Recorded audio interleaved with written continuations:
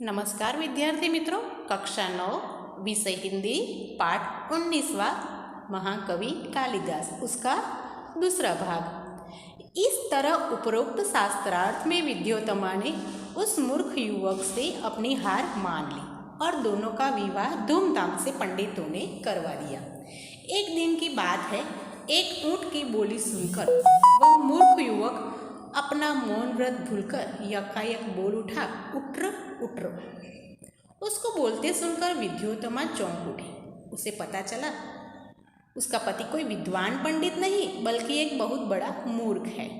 पंडितों की छल भरी बातों का अर्थ अब उसकी समझ में आ गया। विद्योत्तमा को बहुत मानसिक दुख पहुंचा और उसने अपने महल में कालिदास के प्रवेश पर रोक लगा दी और द्वार बंद कर लिए। कठोर उपासना से उसे माँ काली का वरदान प्राप्त हुआ और उसे कालिका दास होने के कारण कालिदास नाम प्राप्त हुआ। शीघ्र ही कालिदास सारी विद्याओं को सीखकर प्रवीण हो गए। प्रवीण यानी निपुण।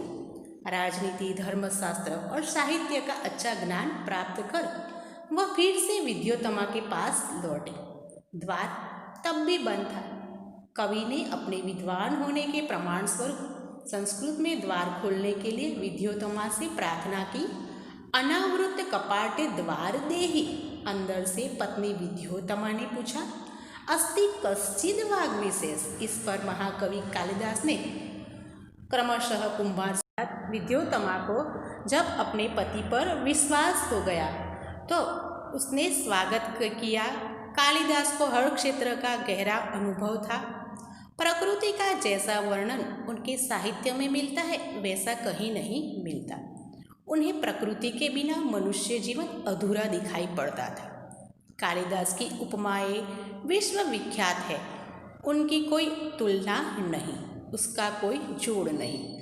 चरित्र चित्रण में भी महाकवि कालिदास की तुलना नहीं की जा सकती। उनकी कोई बराबरी नहीं कर सकता। उसके पात्रों का व्यक्तित्व अपनापन लिए रहता है। हर बात बड़ी ही स्वाभाविकता से उपस्थित होती है। कालिदास अपने काव्य तथा नाटक के द्वारा बार बार यही बताना चाहते हैं कि राजा प्रजा का शासक ही नहीं, उसका रक्षक और पिता भी है। उन दिनों समाज में नारी का क्या स्थान था, इस बात का पता भी हमें कवि कालिदास की रचनाओं में मिलता है। समाज में नारी को सम्मान और श्रद्धा की दृष्टि से देखा जाता था और उसे नृत्य, संगीत, चित्रकला आदि की शिक्षा दी जाती थी। महाकवि कालिदास के 7 मुख्य ग्रंथ हैं। उनमें पहला है ऋतुसंहार। यह एक उत्तम काव्य है। इसमें कालिदास ने अपनी सूक्ष्म दृष्टि का परिचय दिया। ऋतुओं का तथा प्रकृति का उन्होंने इसमें वर्णन किया है और कालिदास के अन्य ग्रंथों में ऐसा वर्णन नहीं है। मालविकाग्निमित्रम कालिदास का दूसरा ग्रंथ है और पहला नाटक है। उसमें 5 अंक। तीसरा ग्रंथ है विक्रमोर्वशीयम।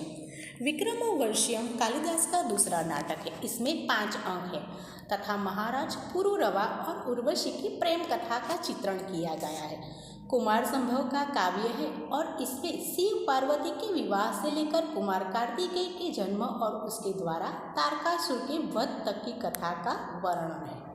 मेघदूत कालिदास का 5वां ग्रंथ है। यह भी एक खंड काव्य है और इसके शुरू में कालिदास ने बादल को दूत बनाकर कुबेर की नगरी अलकापुरी तक का मार्ग बताया है। उन्होंने यक्ष ने अपनी विरहिणी प्रिया को पहचानने के उपाय मेघ को बताए हैं और अपना संदेश दिया है। इस काव्य में वर्षा काल और विरह का खूब निखरा है।